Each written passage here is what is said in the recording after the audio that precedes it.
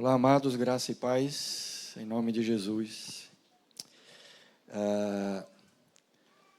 Vamos iniciar fazendo uma leitura, 2 Timóteo, capítulo 2.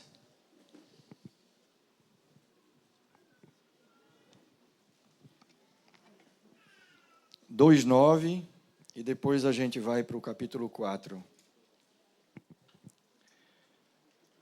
2:9, é isso aí. 2 Timóteo 2:9, é por ele que estou sofrendo até algemas como malfeitor, mas a palavra de Deus não está algemada. Quem está falando? Paulo está escrevendo para Timóteo. É por ele, por Jesus, que estou sofrendo até algemas como malfeitor, mas a palavra de Deus não está algemada. E agora o capítulo 4, a gente vai ler do 6 ao 8.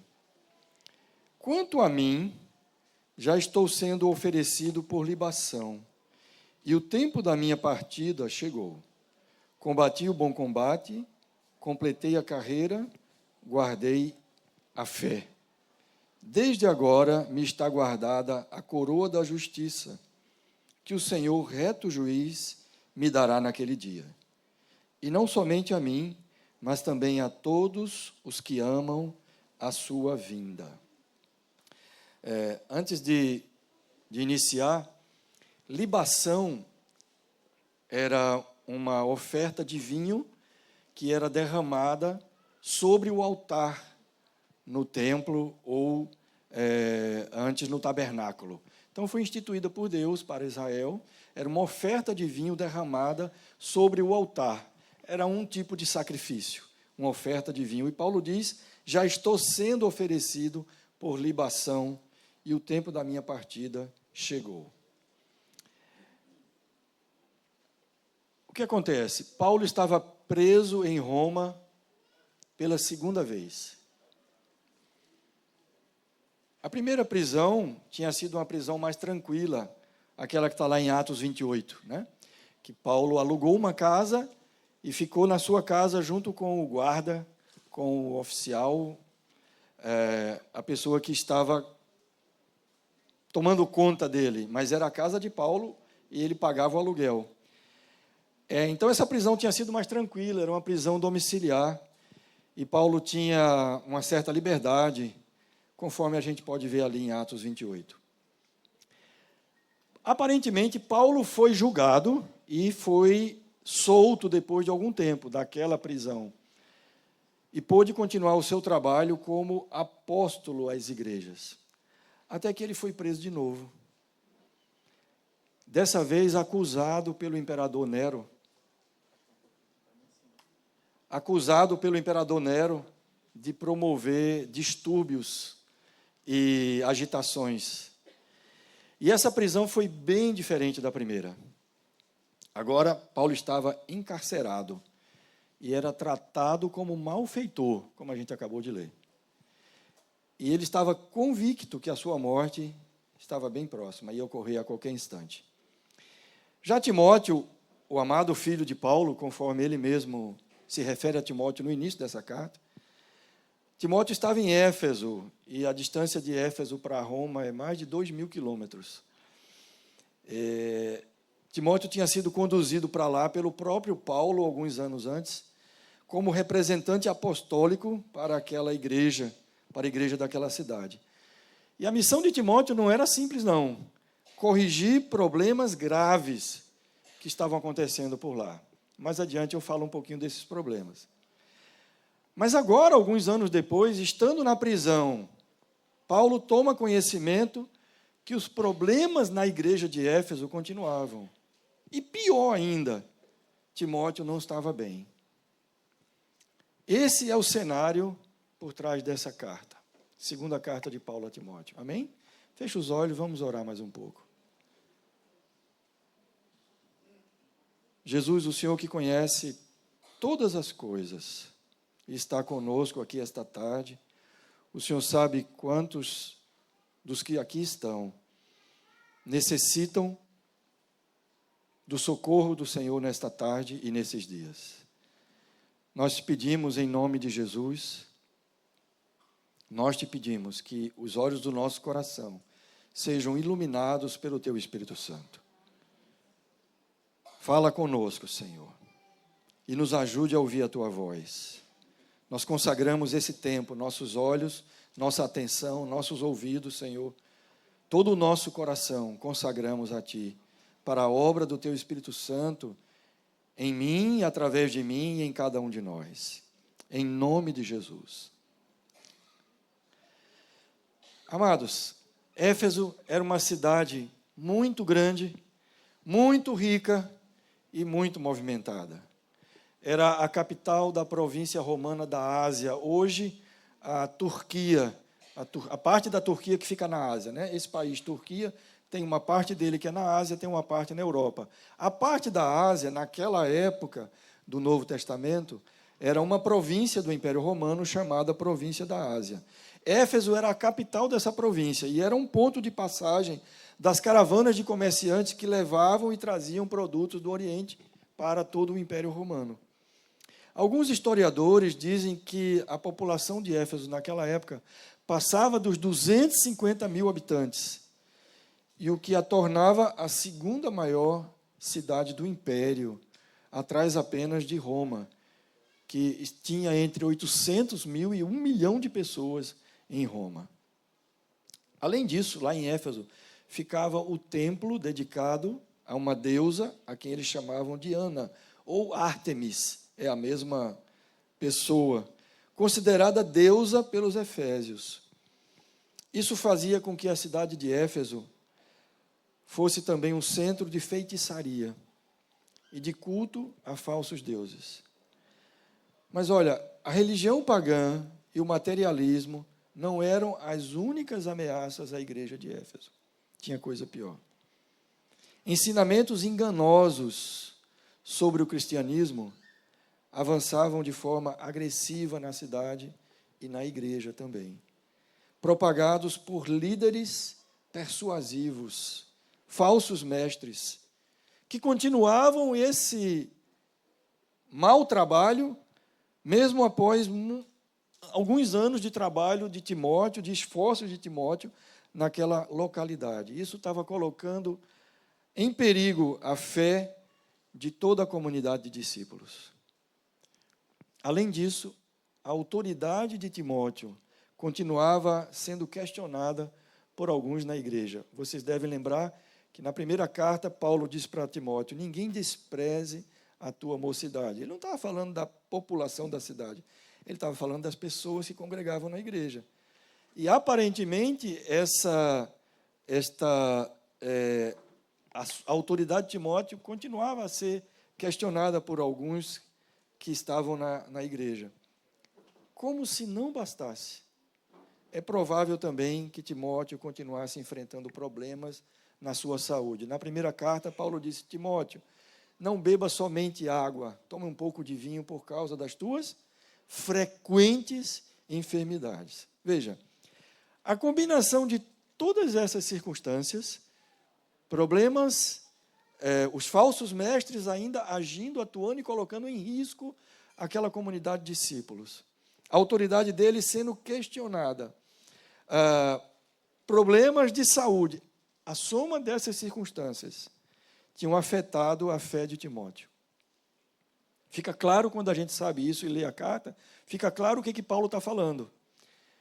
Porque, às vezes, parece que alguma daquelas frases que Paulo está dizendo, assim, meio solta, pode ser que um dia aconteça, então eu já estou dando orientação se um dia acontecer. Não, não é nada disso.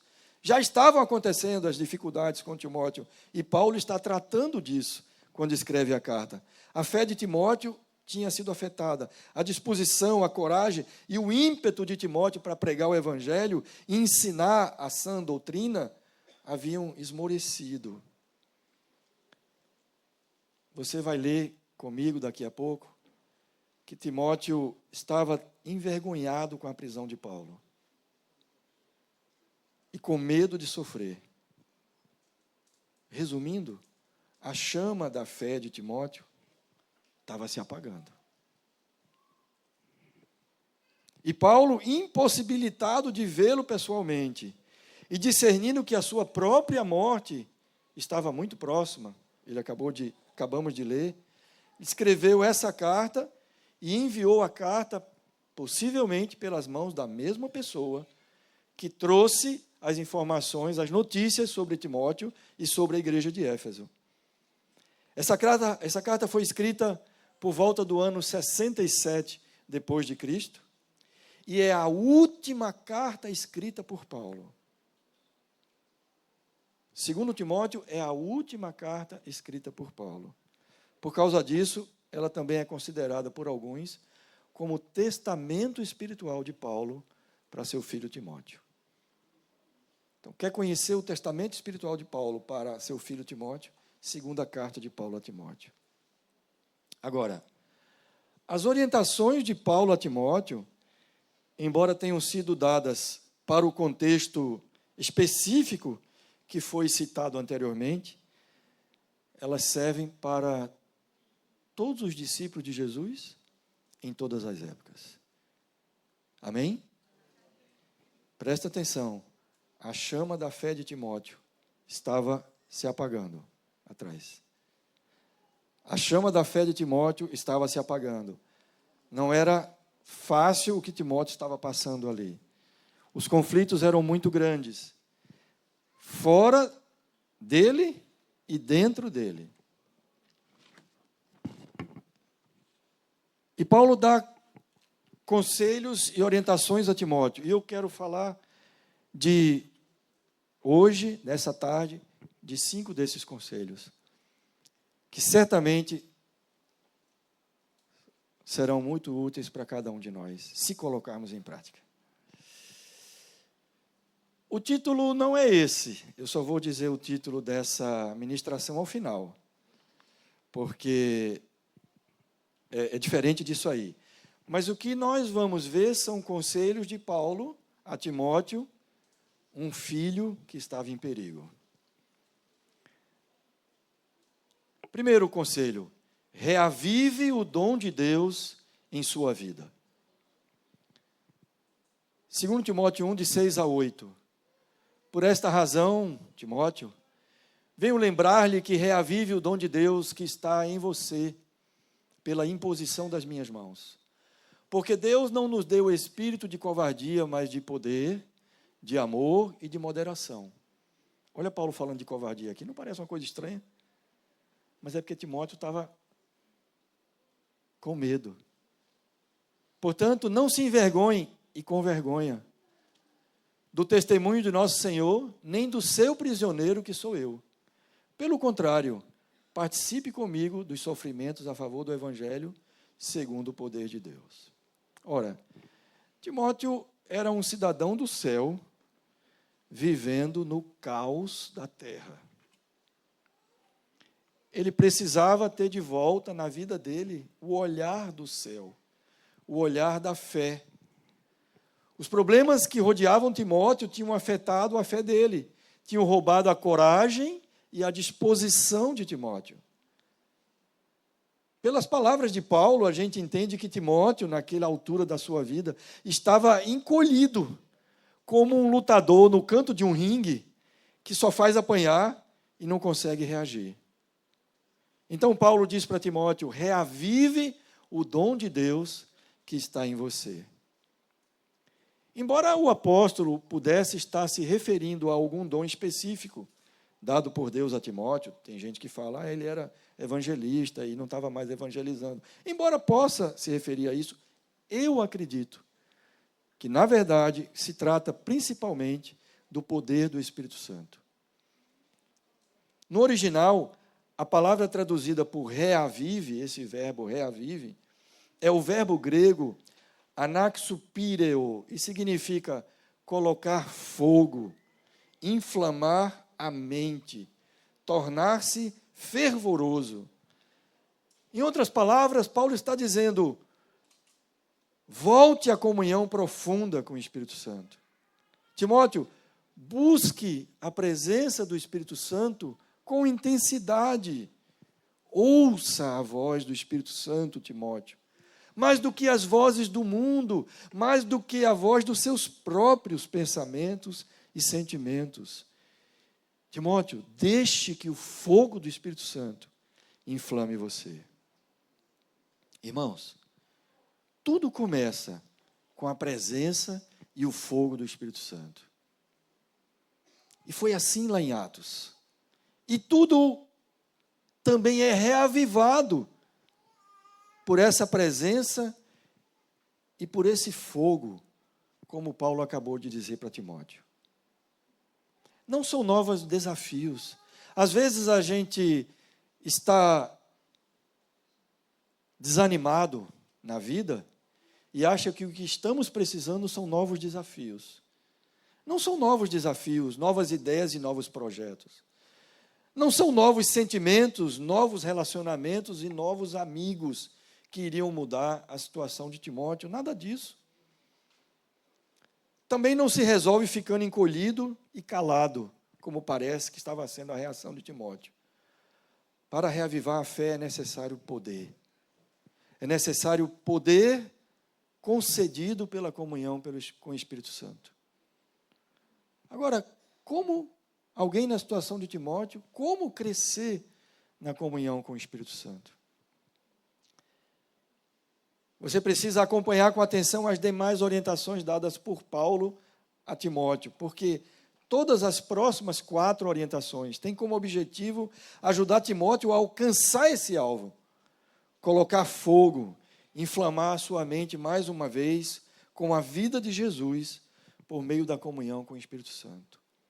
Comunhão no secreto e dependência na vida prática. Amém? Vamos então ao segundo conselho de Paulo a Timóteo. Fortifique-se na graça que há em Jesus. 2 Timóteo capítulo 2, versículo 1. Quanto a você, meu filho, fortifique-se na graça que há em Cristo Jesus. E o versículo 8 agora. Lembre-se de Jesus Cristo, ressuscitado dentre os mortos, descendente de Davi, segundo o meu evangelho. Fortifique-se na graça que há em Jesus. Essa palavra traduzida por fortifique-se, no original é o verbo grego endinamô, e significa receber força, receber poder, ser fortalecido. O que Paulo está dizendo é, Timóteo, há poder na graça de Jesus. A mesma graça que foi manifestada através de Jesus para a salvação está disponível para crescimento, para fortalecimento, para reavivamento na fé. Paulo está dizendo, Timóteo, olhe firmemente para Jesus e você será fortalecido novamente na fé. Paulo, o que isso significa? Significa, medite no esvaziamento do Espírito, do Filho de Deus, no seu sofrimento, na sua humilhação e morte de cruz. Medite na sua poderosa ressurreição, porque ele recebeu todo o poder e foi feito o Senhor do universo. Lembre-se, ele voltará, e voltará para julgar todas as pessoas que passaram por esse mundo, os grandes e os pequenos. Os que hoje têm poder, os que hoje parece que precisam de amarrar peso nas pernas se não voam, porque estão tão acima das outras pessoas. Um dia todos esses estarão sendo julgados. Inclusive aqueles, era o que Paulo estava dizendo a Timóteo, inclusive aqueles que agora estão fazendo mal à igreja. Vamos ler 1 Pedro, capítulo 5. Consegue botar aí, Davi? 1 Pedro 5, versículos 10 e 11.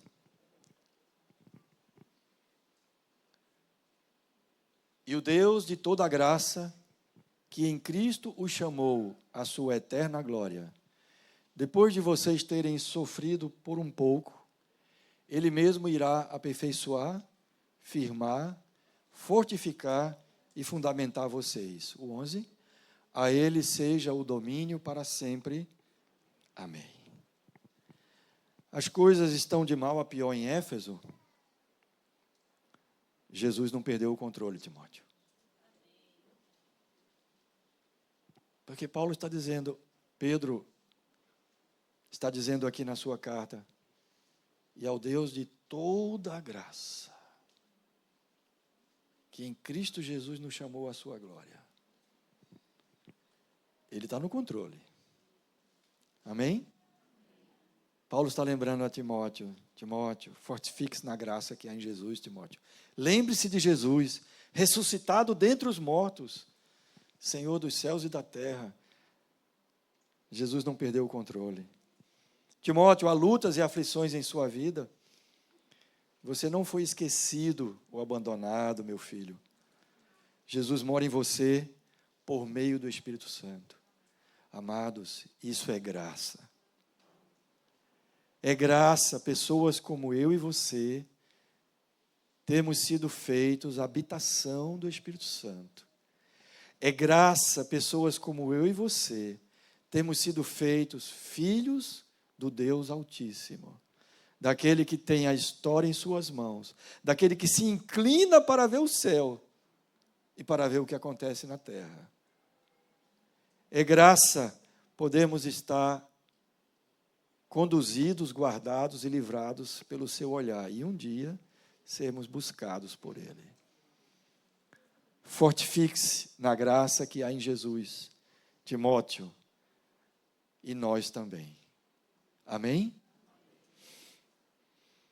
Terceiro conselho de Paulo a Timóteo, eu acho que vou precisar do teu ente aí para voltar o foco para mim.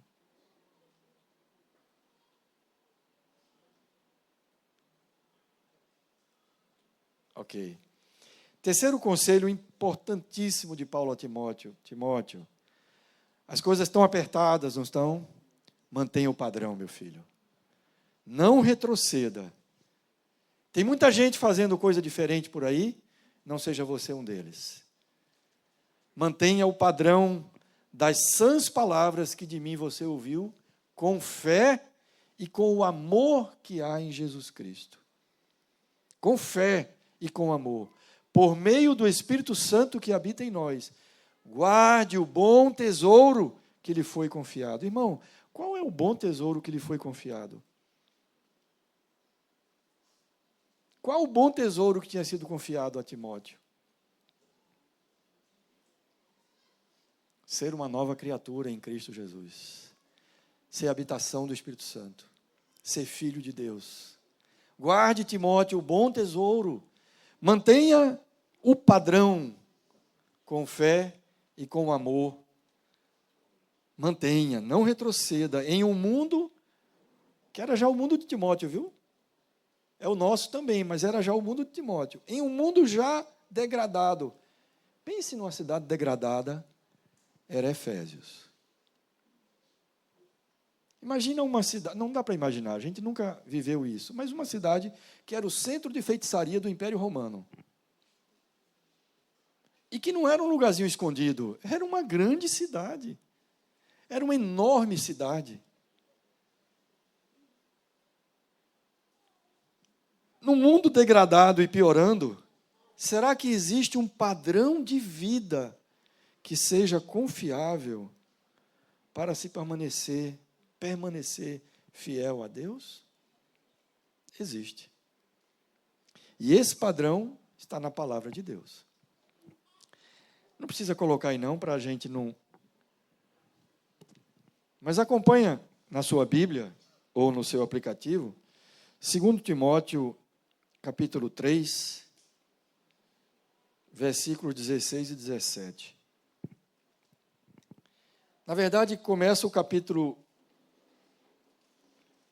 essa sessão no versículo 14, e Paulo dizendo assim: quanto a você, permaneça naquilo que aprendeu, e em que acredita firmemente, sabendo de quem aprendeu. Agora, versículo 16. Toda a Escritura é inspirada por Deus, e útil para o ensino, para a repreensão, para a correção, para a educação na justiça, a fim de que o servo de Deus seja perfeito e perfeitamente habilitado para toda a boa obra. Esse padrão está na palavra de Deus. Esta palavra aqui, e a que está com você, potencializada pela presença e a unção do Espírito Santo, ela tem o poder de renovar a nossa mente. Tem o poder de nos livrar também de seguir o modo de vida desse mundo. É por meio da palavra que o Espírito Santo nos ensina, repreende, corrige, encoraja e educa. Irmãos, em qualquer época, sobre quaisquer circunstâncias, acontece que você e eu precisamos investir tempo na leitura e na meditação da palavra. Muito já se falou aqui sobre o tempo que alguns de nós temos gastado em redes sociais e entretenimento, e eu não vou falar disso novamente. Mas eu não posso deixar de lembrar a cada um que apenas a meditação na palavra de Deus, juntamente com a unção do Espírito Santo, podem nos fazer perseverar até o fim, como homens e mulheres fiéis a Deus. Já que o tempo que nós dispomos não nos permite fazer tudo o que a gente gostaria de fazer, nós precisamos fazer escolhas. Podemos ser sábios como Maria, irmã de Marta, e escolher a melhor parte. Que parte nós estamos escolhendo? Não temos tempo para fazer tudo. Não dá. Qual é a parte que a gente está escolhendo? Meditar na palavra de Deus é a única possibilidade de um homem e uma mulher, nos dias de hoje, perseverar até o fim, sendo fiel a Deus. Amém? Quarta conselho, orientação de Paulo a Timóteo. Timóteo, continue investindo no resgate e na formação de vidas. Ficou ali fora do quadradinho, mas lá em casa não ficou não, é nesse computador aqui. 1 Timóteo 2,2 é o primeiro texto.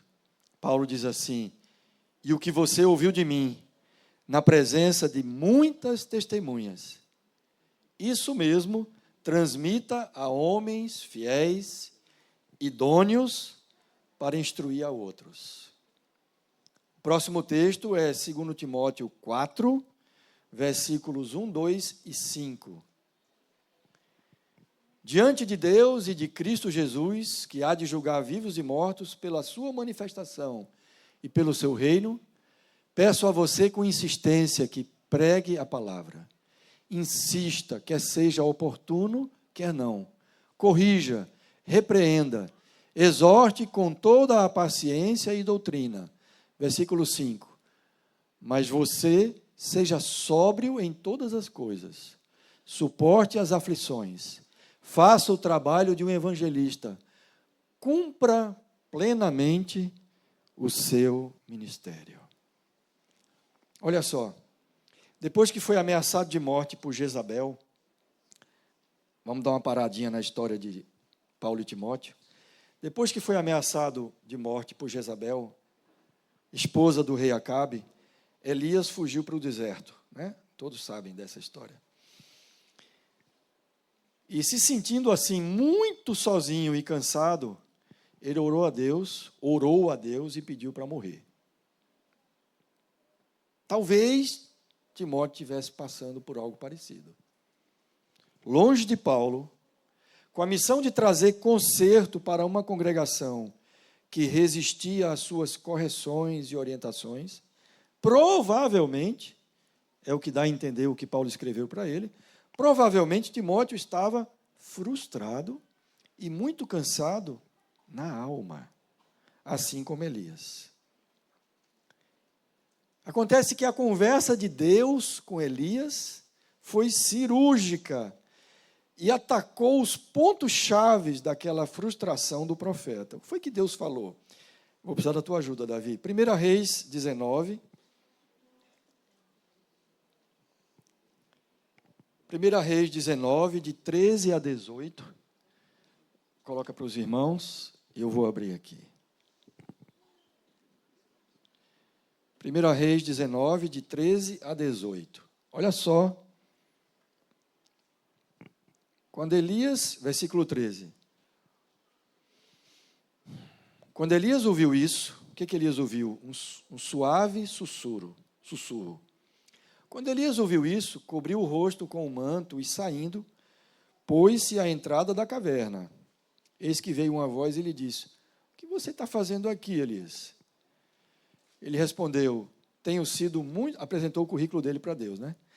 Tenho sido muito zeloso pelo Senhor, Deus dos exércitos, porque os filhos de Israel deixaram a tua aliança, derrubaram os teus altares e mataram os teus profetas à espada. Só fiquei eu, e eles estão querendo tirar minha vida. Então o Senhor disse a Elias: vá, volte ao seu caminho para o deserto de Damasco. Chegando lá, unja Azael como rei da Síria. Unja também Jeú, filho de Ninsi, como rei de Israel, e Eliseu, filho de Safate, de Abel-Meolá, como profeta em seu lugar. Quem escapar à espada de Azael, Jeú o matará. Quem escapar à espada de Jeú, Eliseu o matará. Também conservei em Israel 7.000, todos os joelhos que não se dobraram a Baal, e toda a boca que não o beijou. O que Deus disse para Elias? Falou assim: Elias, meu filho, é o seguinte, eu ainda tenho muito trabalho para você. Pare com essa história de querer morrer. Não é hora de morrer. Eu ainda tenho muito trabalho para você. Volte e faça isso, isso e isso. Primeira coisa. No finalzinho, ali, quando parecia que Elias já estava pronto para sair, Deus: para. Tem mais uma coisa. Você não está sozinho. Essa história que está sozinho é conversa fiada. Você não está sozinho. Ainda há 7.000 homens fiéis a mim, Israel. Vou ajudar você a encontrá-los. Procure ter comunhão com eles. E foi o que Deus fez. Deus levou Elias até Eliseu. E então, Elias e Eliseu juntos passaram a desfrutar da comunhão um do outro e com dezenas de outros homens fiéis. Ficaram conhecidos como os discípulos dos profetas. Saber que ainda é útil faz uma pessoa ter acesso a um poderoso antídoto contra a frustração. Paulo já tinha destacado para Timóteo que a sua vida, a vida de Timóteo, continuava a ser muito importante e muito útil para o reino. Paulo encorajou a Timóteo a continuar formando vidas e pregando o evangelho. Paulo também lhe deu orientações a respeito das correções. Vou ter que voltar para o quarto, daqui a pouquinho. Paulo encorajou Timóteo a formar vidas e pregar o evangelho. Também deu orientações a Timóteo acerca das correções necessárias para aplicar a igreja. Agora, quando ele disse: procure estar em... Olha, irmãos, eu dei um salto aqui, viu? Vou voltar. Ó. A maioria de vocês não sabe nem o que é isso. Só está rindo quem tentou já enrolar uma fita cassete e viu o que acontece. É o que, Gi? É com a caneta. Não, essa não é com a caneta, não. Essa é na própria... Para fazer esse barulhinho, é no equipamento. Eu vou voltar para o item 4. Não, que está aqui na tela. Continue investindo na resgate e na formação de vidas. Eu dei um salto enorme aqui. O que Paulo disse para Timóteo: Timóteo, o que você ouviu e viu em mim, isso mesmo transmite a homens fiéis e idôneos. E depois disse para ele, pregue a palavra, cumpre plenamente, completamente o seu ministério.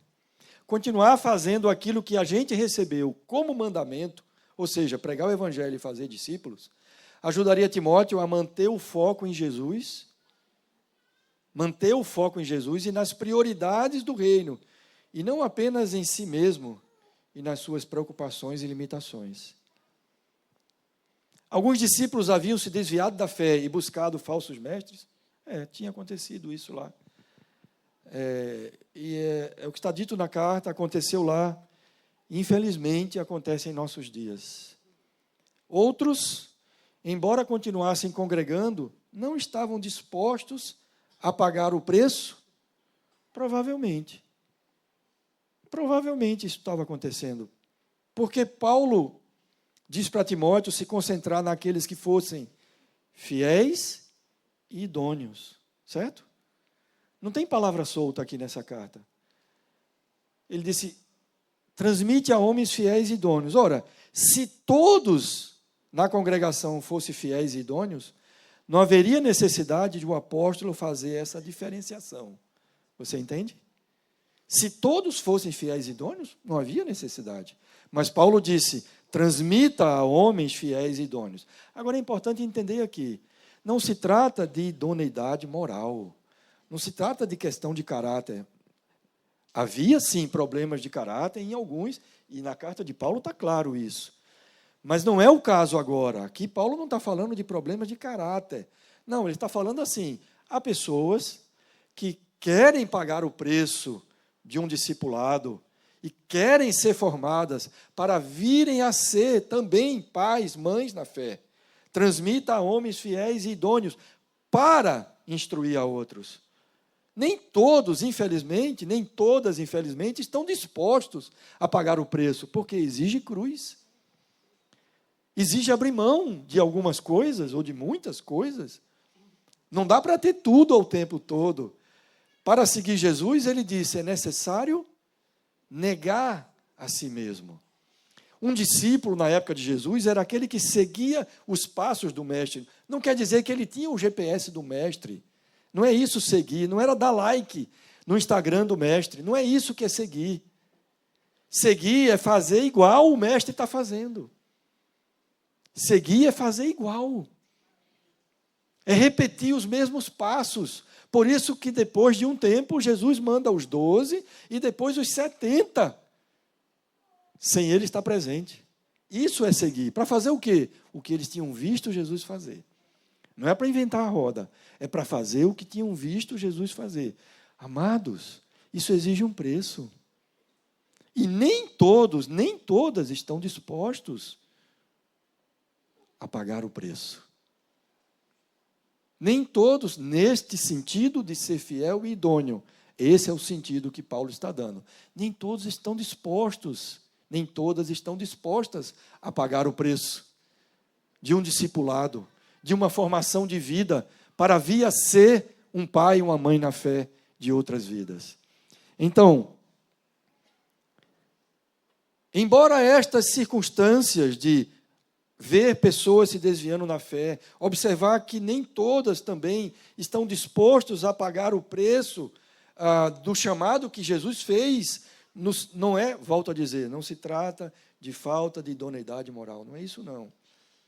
Boas pessoas, pessoas corretas, que estão vivendo corretamente as suas vidas, mas não estão dispostas a abrir mão, a tomar a cruz para serem formados, conforme Jesus pediu. Agora, embora isso possa trazer frustração para o obreiro, e certamente trouxe para Timóteo, ainda havia pessoas fiéis e idôneas à lei.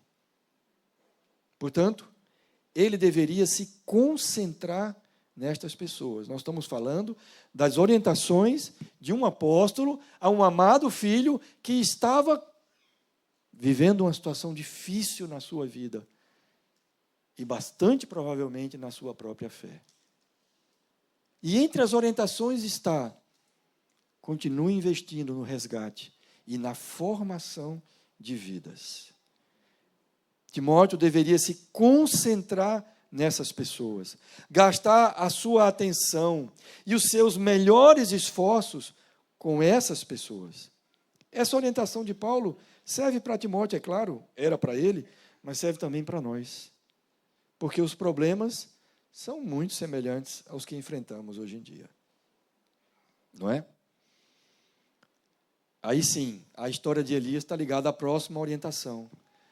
Procure estar em comunhão com outros discípulos fiéis. Procure estar em comunhão com outros discípulos fiéis. É a próxima orientação. 2 Timóteo 2, 22 e 23, Paulo diz, fuja das paixões da mocidade. Ele deve ter tido alguma notícia sobre Timóteo, tá? Volto a lembrar vocês, não há palavra solta nessa carta. Não é Paulo falando, se antecipando, se um dia acontecer, fuja das paixões da mocidade. Siga a justiça, a fé, o amor e a paz com os que de coração puro invocam o Senhor. Evite as discussões insensatas e absurdas, pois vocês sabem que elas só provocam brigas. Muito bem. Aí entra a história de Elias, que foge, entra na caverna, tinha feito a vontade de Deus, tinha sido fiel, foi ameaçado de morte, achou que estava sozinho, sobe o monte, procura Deus e diz, eu quero morrer, tire a minha vida. E Deus responde para ele. Então, é provável que Timóteo estivesse passando por uma situação semelhante à de Elias, como eu falei anteriormente.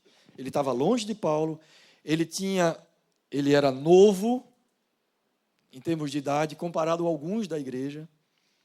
Então, ele estava ali na função de líder, para trazer correção, tendo a sua autoridade questionada, e os falsos mestres continuavam, depois de alguns anos, a pregar as mesmas coisas. É provável que Timóteo estivesse cansado de alma. E aquela conversa de Deus era a que Paulo estava dando para Timóteo agora. Deus falou para Elias, Elias, não é hora de morrer não. Para com essa história, tem muito trabalho para você, assim como tinha para Timóteo. Tem muito trabalho para cada um de nós também. Tem muito trabalho para cada um de nós. Para quem quer trabalhar, tem muito trabalho.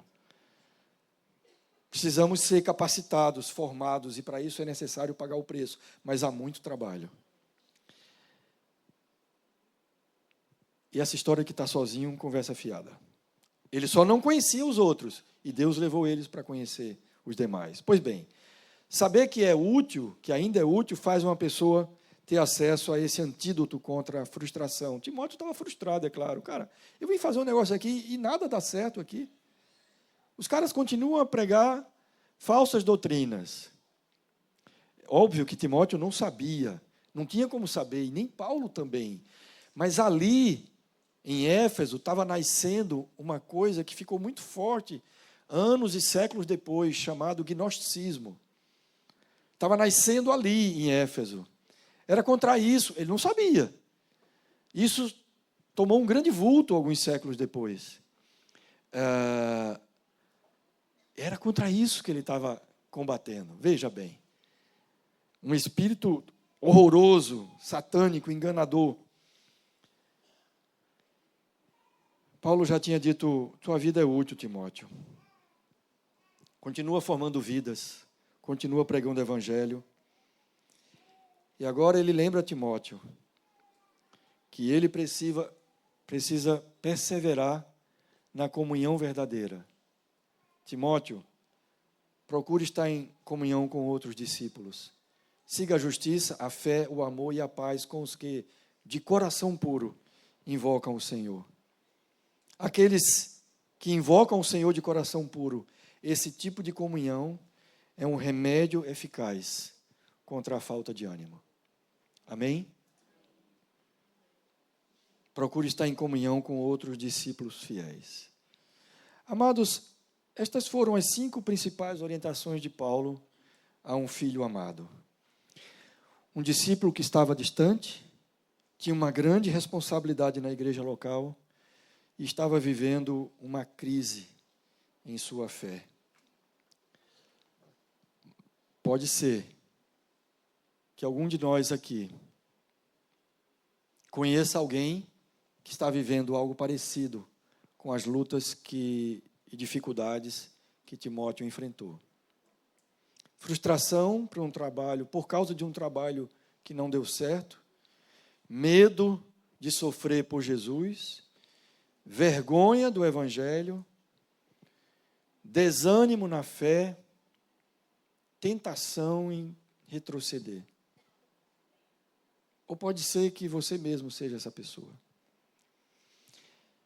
Acontece que as mesmas orientações e encorajamentos que Paulo deu a Timóteo, que Timóteo recebeu de Paulo, servem para qualquer um de nós. Amém? Para qualquer discípulo, qualquer discípula que entenda que precisa ser reavivado. Está morno, está morna. Não abandonou a fé.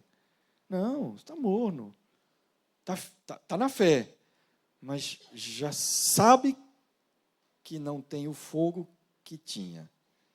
Sabe que não está na pegada que já teve. Sabe que se o desafio é grande demais, não sei se eu encaro como já encarei antes.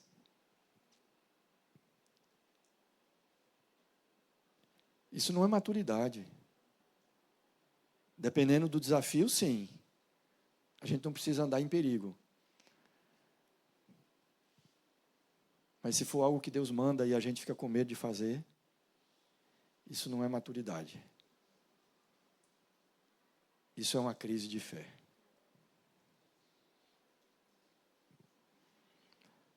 As mesmas orientações podem ser muito úteis para a gente. Então, vamos recordar? Em primeiro lugar, agora não é mais Paulo falando com Timóteo, é o Espírito Santo falando com cada um de nós. Em primeiro lugar, reavive o dom de Deus em sua vida. Que o fogo do Espírito inflame o seu coração. Busque a comunhão do Espírito e cresça em intimidade com Ele. Ouça a voz do Espírito e ouse seguir essa voz. Ouse seguir a voz do Espírito. Segundo, fortifique-se na graça que há em Jesus. Ocupe a sua mente com Jesus. A vida, a morte, a ressurreição, a exaltação de Jesus. Não se esqueça, Ele é o Senhor do universo e mora dentro daqueles que entregaram a vida a Ele. Se você já fez isso, Ele mora dentro de você. O mundo não está à deriva e você não está só. Amém? Terceiro, não retroceda. Não ceda à tentação de retroceder. Não engula a mentira de que isso não precisa ser assim nos nossos dias. Se é da vontade de Deus, precisa ser assim todos os dias. Amém? Porque há um reino inabalável, conforme a palavra de Deus. E é olhando para esse reino que nós recebemos força para permanecer. Não apenas não voltar para trás, mas continuar indo para frente. E ajudar outros a irem. Não retroceda. Medite nas Escrituras, na palavra de Deus, para manter o padrão de vida e santidade que já foi formado em você. Quarto conselho, invista na formação de vidas. Pregue o Evangelho e dedique o melhor do seu tempo e o melhor do seu esforço para formar aqueles que são fiéis e idôneos. Quinto, persevere na comunhão com outros discípulos e discípulas fiéis. Não fique sozinho, mas não tenha comunhão com qualquer um. O conselho de Paulo para Timóteo foi: fuja disso, disso e disso. Persevere nisso e nisso e nisso, com aqueles que de coração puro invocam o Senhor. Não fique só, mas não tenha comunhão com qualquer um.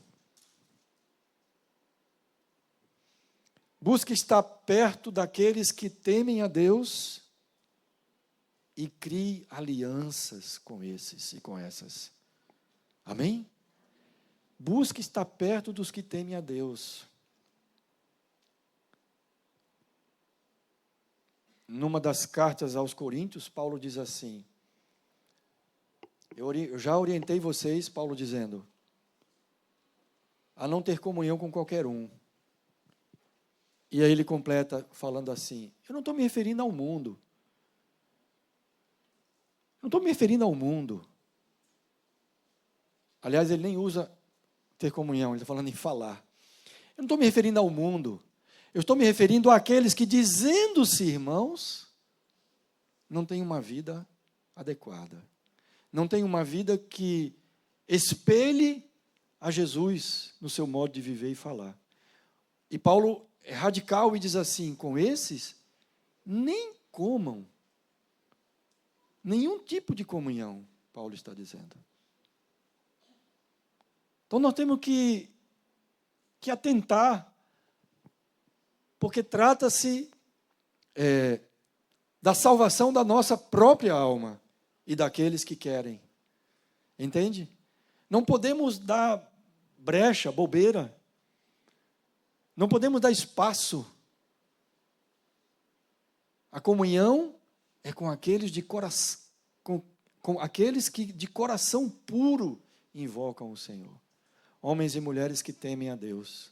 E por causa disso, amando ao Senhor, decidiram conscientemente, não é lavagem de cabeça não, conscientemente se afastar da iniquidade. Porque Deus é santo. Assim como é santo aquele que vos chamou, sejam também vocês santos. Em quê? De vez em quando? Não. Em todo o vosso procedimento. Não é o que tem na palavra? Amém. Bom, e Timóteo?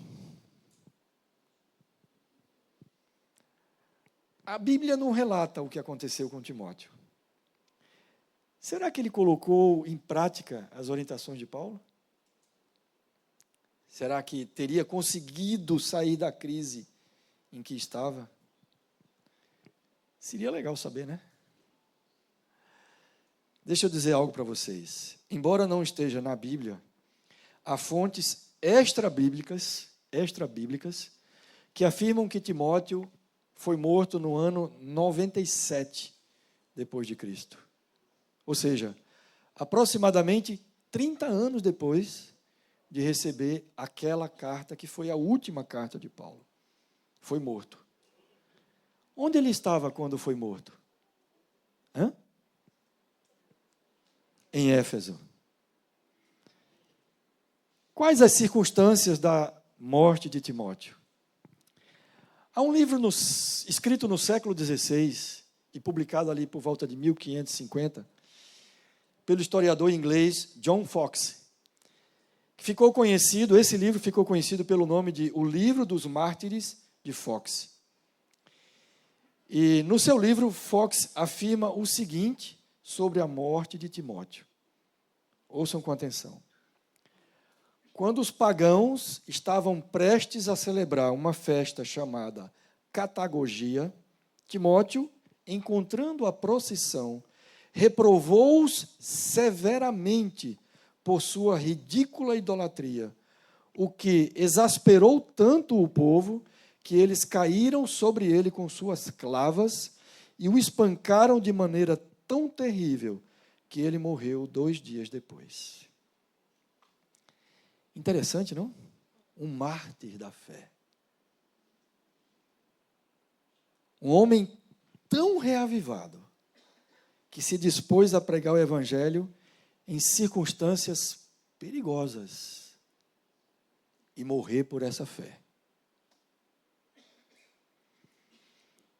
Portanto, nós também podemos ter segurança de seguir os mesmos conselhos. E assim como foi com Timóteo, seremos reavivados. Amém?